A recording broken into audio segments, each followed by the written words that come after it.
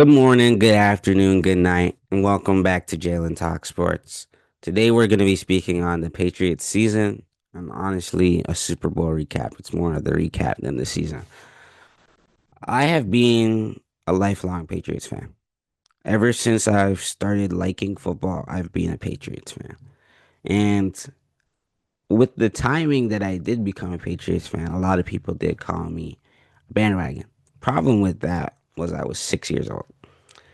So I really didn't know who was good and who was bad. I just picked a team. How did I pick that team? I picked this team by turning on the TV and seeing a Buffalo Bills game where they're playing the Patriots, and the Patriots are beating them pretty badly. And that was enough for me. They had the same colors that I liked. I liked red and blue. Those were my favorite colors. So I said, I like this team. I'm a Patriots fan. And I've been here ever since. Meaning I've seen about six Super Bowls that the Patriots have been in, and they've won three of them. So I'm used to getting to this point. I'm used to winning, but I'm also accustomed to losing sometimes. Does that suck? Yes. However, this was not like any other Super Bowl I've been in. And why do I say that? I say that because usually I'm expected to win the game. However, this time I was the underdog, and I still felt like I was getting treated like I was the team that was needed to be beat. Cause my team, they faced a lot of hate and disregard for their ability. This is where the season aspect of the video comes in. My team has been bullied basically by the internet because we lost this game. And the same excuses keep coming up. They had an easy schedule. They played nobody, and the route to the Super Bowl for them was easy because of the circumstances that they really faced. Justin Herbert having a weak offensive line, Houston Texans and CJ Stroud not being a competent football player anymore, and then Bo Nix getting hurt, meaning we had to play Jared Stidham in Blizzard. We win all three of these games and we make the Super Bowl. End of story. Something that my dad has always told me was anything can happen on any given Sunday, Joe, regardless of how good your team was. He told me this after we lost a Super Bowl. I think it was the first time I've seen them play in a Super Bowl, which was against the Giants. And I cried after that game because I was 6 and I wanted my team to win. And they lost in a rather tragic fashion, to be honest with you. It was very similar to the previous time we played the Giants, where we should have won the game and we just didn't. And as I've got older, my emotions towards losing have changed because I understood what it felt like now. But I also understood the privilege that I have as a Patriots fan to constantly be at this stage. Some people live their entire life and their team never gets this far. So I'm incredibly grateful for being a Patriots fan and being able to get this far so consistently, which leads me to say I think we'll be back soon, sooner rather than later. I don't think it'll be next year, but I think we'll be back sometime within Drake's career. That's okay with me. The excuse is that the season was easy and we played nobody is unfair. Because if you have any brain, you'll understand and you can just research this yourself. If you have a bad season, the NFL gives you an easier schedule, meaning you cannot control who you play.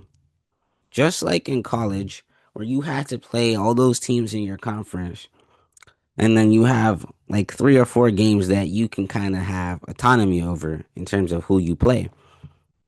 You have to play those set of teams, right? And you can only play what's in front of you. People constantly say the SEC is so hard, and then the Big Ten is trash, and the Big 12 is trash. And when those teams get super far and say they win, argument before that game is they played nobody, so I don't expect them to win. That's kind of what happened. They felt that the Patriots played nobody, but then they disregarded the fact that the team had to play those games and win, which goes back to that every given Sunday thing. These guys are professional football players at the end of the day, meaning they are capable of doing some things that I cannot do, right? They're there in the league for a reason, and they're talented enough to win games. Will they win every game? No, but they have the capability to beat any team. You just have to do it well. You have to execute. And that's why I hate that argument coming towards my team because we just played who was in front of us and we beat them. If that team was better than us, we would have lost on that day, right? And you saw that in the games that we did lose. The team played better than us on that day. Yeah, so take that into account and don't really judge the team based off who they had to play because they had no power over that. They just had to go out there and win. I want to speak on a couple people or situations that unfolded. And before I touch on Drake May, I just want to say congratulations to the Seahawks. I now hate you, but you guys played a really good game, especially the defense and Ken Walker. Sam Darnold did everything that he needed to do to win the game. It felt very similar to that game where the Patriots played the Rams in like 2018 or something like that, where it was a very defensive game and Tom Brady just had to do what he had to do to win the game. He didn't really dominate, he just did the right things. That's kind of what Sam Darnold did in this game, where he wasn't really doing much, but he did all the right things per se. And the other team had to make mistakes for you to win, basically. Drake May made mistakes down the line. I felt really bad for this kid because this entire playoff run felt like his rookie season all over again. He played all of the top five defenses, basically, and he persevered through it. He's so young. He's older than me, but he's young. He's 23 years old and he's in his second year in the league. He played 2 seasons as a college starter and he played half the season as an NFL starter before getting 1 full year in. So this is a guy who still hasn't played a lot of football if you really look at it. And he played with a horrible offensive line.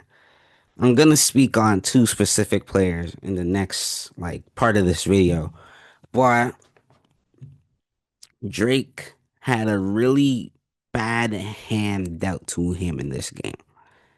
Am I going to make excuses for the mistakes he made? No.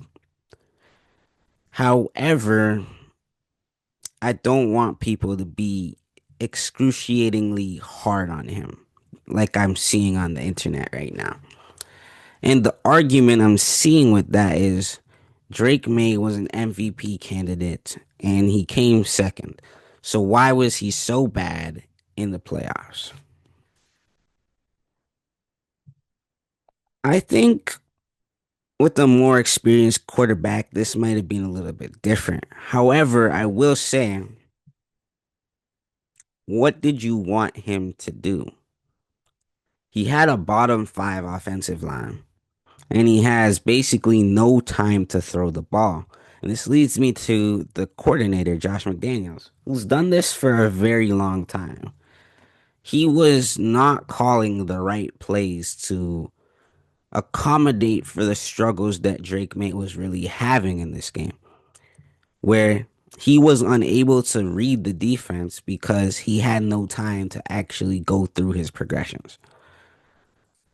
The plays were too long developed, and he had no time to really get the ball out of his hands because by the time he needs to throw, nobody's really open.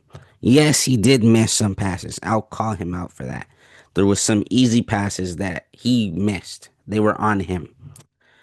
But most of the time it wasn't really his fault. The the strip, the strip sack, I saw that coming. It was bound to happen actually. Because throughout the first half of the game, I kept noticing number 21 on the Seahawks, Devin Witherspoon. I kept seeing him creep near the line. And every time I saw it, I knew he was blitzing. Every single time. And they never picked it up. Never picked it up. Morgan Moses missed him. Jared Wilson missed him. And Will Campbell missed him. All of them missed him. So this comes down to the offensive line just not doing their job correctly. I'm not saying be exceptional. I'm not saying don't give up a sack. I'm saying protect your quarterback for majority of the time. Seattle's offensive line is really not that good. What Sam Darnold did was he had more presence in the pocket. He was more comfortable. The amount of times Milton Williams got to Sam Darnold and didn't take him down was insane. I don't know how they didn't sack him 5 times. But that's the difference between a seasoned player and someone who's still young and inexperienced. Drake Maye lacks the pocket presence that he needs to have. And usually, when this breaks down, you saw in the earlier playoff games when the passing game wasn't working because nothing was getting open, or the plays were taking too long to develop, or the receivers weren't getting open, Drake resorted to using his legs. And that's why he was in the MVP conversation. Because when the things weren't working out, he stepped up. And in this game, he didn't do what he was doing all season. Get out the pocket and run. Get your yards. Because when you play out of structure sometimes, it stops a system. Mike McDaniel ran Mike McDonald, not McDaniels. Mike McDonald ran a great scheme to stop Drakeman, right? But if he was able to use his legs more effectively, like you saw towards the end of the game, this game could have been extremely different. So I want this kid to keep his head up. It was rough, but it's a learning experience. You only get better with time. Everyone who had a job before understands that the longer you do a job, the more you master it. And that's why a veteran quarterback like Tom Brady would be able to come in these games and act like it was nothing. This is a big stage. And this is not the end for him. He can only get better from here. And I really hope he doesn't let this be a detriment to his career. I hope he doesn't let this stick in his brain and really mess with him while he's playing. So on to the next guys. These guys were kind of the main problem for Drake May in terms of the offensive line. The two rookies on the left side, Will Campbell and Jared Wilson. There needs to be a conversation about them because they really did struggle throughout the playoffs. In some parts throughout the season, they also did struggle. Jared Wilson was drafted more as a center than a guard. And then we signed Garrett Bradbury, and this pushed him out to guard. He might need to go to center. He really, really, really struggled, honestly, more than Will Campbell, in my opinion, yesterday. Because he let so much things get past him. And the worst one was when he got walked into Drake May, and Drake May basically got sacked through Jared Wilson. He had nowhere to go because he couldn't see anymore. two like 300-pound men are dropping on him essentially, and he had nowhere to go. Drake May had, I think he had like the fastest time to like have to get the ball out of his hands in the Super Bowl or like ever or something like that yesterday. It was like 2.5 seconds. And that's practically impossible. Playing football, I was never a quarterback, but I understood this as a receiver. The quarterback had to get through his progressions in order to decide where he really wants to go with the ball. You never want to predetermine where you're going because defenses can read your eyes. I was a corner too, so I understood this. One time I was playing a team and they decided to run two flags on me. But I understood immediately at the line what they were doing because I was watching the quarterback's eyes more than I was actually paying attention to the receiver. They ran the same play twice and I batted the ball down twice in a row. And it was because I picked up on what they were doing. If a quarterback has no time to throw the ball, he can't be effective, which leads me to talk about more of the play calls, which probably didn't suit these two who were unable to hold up in their matches. Josh McDaniels called too many long developing plays throughout the game, and he needed to resort to a quick game using slants, screens, and running back. What are those things called? Running back screens, essentially, where the line drops back and you just toss it. We needed to resort to more of that than let's develop things downfield because these guys weren't holding up long enough for Drake to actually be able to make those throws downfield, which he has all season. And it was to his detriment. These two had an injury riddled season, but at the same time, this is the biggest game of your life. I know it's a lot of pressure, but can you step up when it matters? And they didn't step up. They folded under pressure. Something I like to say is my coaching principle would be bend, don't break. And these guys broke consistently. You can bend, but never break. Will Campbell might need to go to guard.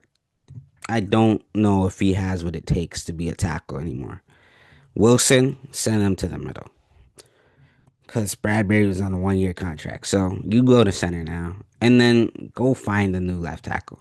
And a right tackle. Because Morgan Moses, he's getting up there, one. And I saw a lot of flaws in his game yesterday.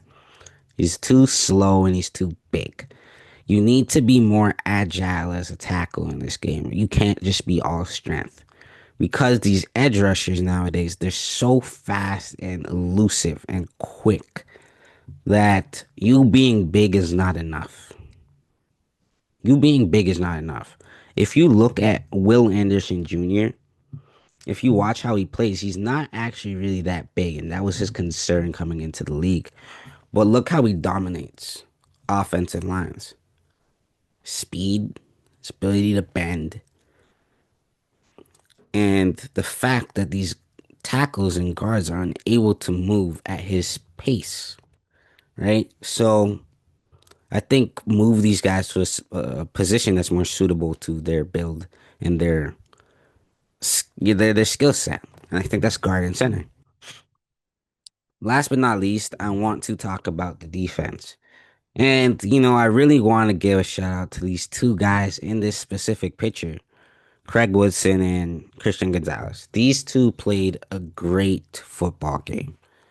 I couldn't be more proud of these guys. The defense did that same thing I spoke about with the offensive line, but they actually did what I wanted them to do, which was bend but don't break. But think about it like a wall preventing a hurricane, right? You have all this water coming in, right? and the wall is holding it back. But what happens when more water accumulates at higher rates? Knocks down the wall. Think of Hurricane Katrina. That was kind of this Super Bowl. But the walls actually held up for a very long time, per se. They constantly stopped the Seahawks from actually doing what the Seahawks wanted to do. Ken Walker was a result of this, of course. He played an excellent game. He pissed me off towards the end when he ran for that touchdown. He didn't need to do that. And that's why I hate the Seahawks now, because I don't like how they behave towards that. You win, but you need to win gracefully. They started to play very cocky in it. It wasn't nice. However, that's off topic in terms of the defense. The defense did everything they could do to stop this offense. A very talented offense at that. Because when your offense is not performing to the level you need them to perform at, you can only stop a team so many times before that well or that wall breaks. And towards the end of the game, it started to break. You started to see the cracks. Why is that? Well, the team has to be demoralized at that point because you're doing everything in your power to win this game, but you can't get a turnover for one, which would have probably really benefited the Patriots in the end of the game by getting some turnovers. Two, your offense is not scoring at all. And then three, you can't sack the quarterback. They did a great job at kind of neutralizing the threat, but they needed to create more havoc. They more or less just stopped things from happening instead of creating havoc. And I think sometimes that's what you need to win these sort of games, especially when your offense is not producing. Turnovers create opportunities, create touchdowns, creates wins. And that's how you win championships. That's what Seattle's defense did in comparison to this really good Patriots defense. They caused Drake Maye to make mistakes. Sam Darnold didn't make mistakes really. He just missed on a couple opportunities. He whiffed on them. I believe we sacked him twice, once or twice. And if we got to him more, if we sacked him more, there's a chance you strip the ball. There's a sack that he's gonna start. There's a chance he's gonna start rushing plays. There's a chance that he's gonna start throwing interceptions, like we've seen with Sam Darnold in the past. So they did everything they could do to keep their team in the game, but once that water broke through that wall, there was nothing more they could do. I want them to keep their head up because this unit really got us this far. Without them, I don't think we get this far. And that was kind of the trend with a lot of the teams that were in the playoffs this year. Their offenses needed to be a lot better, and their defenses are what really got them to that point. So going into the offseason, you just need to fix your kinks, per se. Find your weaknesses and plug them. Don't get a piece that is going to be here temporarily. You get a piece that can be long term. Morgan Moses, for example, is a good example of a plug, but he is not a permanent solution to a hole, right? You know, like when you punch a hole in the wall and then you have to like put all those things to make it look like it was a regular wall again. But I know that if I punch the wall again, I'm breaking it, right? I'm breaking through the wall again because the foundation isn't strong enough. Get permanent fixes for your problems. You get far again. I believe in my team and I believe that we will be in the playoffs again next year. if we do very simple things. Move Campbell and Wilson on the offensive line to a more suitable position. Get your left tackle and your right tackle. That's the main problem on offense. Two, I'd say get a star receiver that has a different skill set. I think AJ Brown would be perfect, but just get a number one. Whoever it may be, get a number one type of guy. And then three, I would say get an edge rusher. We need to apply more pressure to the Sam Darnold offense. I think we didn't get at him enough. We mainly just got to him through the interior. I wanted to see more from the exterior, the edge guys. So I'd say go out and get a really good edge, but keep Chase on. I really like what he did this season. Get a superstar edge if you can get one. And then, just really learn from the experience that you had. Yes, people are going to clown you. People are going to say you suck. People are going to say your schedule is easy. But, like, ignore that. Ignore that and focus on just becoming better players. Focus on learning from your mistakes. That's the best part of losing. It's also like the best part of getting feedback. You know where you went wrong and you know how you can build and improve upon that. So go out and do that and get better and come back stronger next season because it's only going to get harder from now. You have more targets on your back. People know who you are and what your weaknesses are. So how can you counteract that? You just get better and you change and you evolve. That's all I have to say today. Thank you for being on the ride this season for the Patriots. You know, that's kind of how I started out my channel. It was mainly just Patriots content. Then I expanded. But, Patriots fans, keep your heads up. This is only the beginning for us. We can only get better. I'll see you in the next video. Make sure to like, subscribe, comment, tell me how you guys felt about the game. And I'll see you in the next one. Peace out.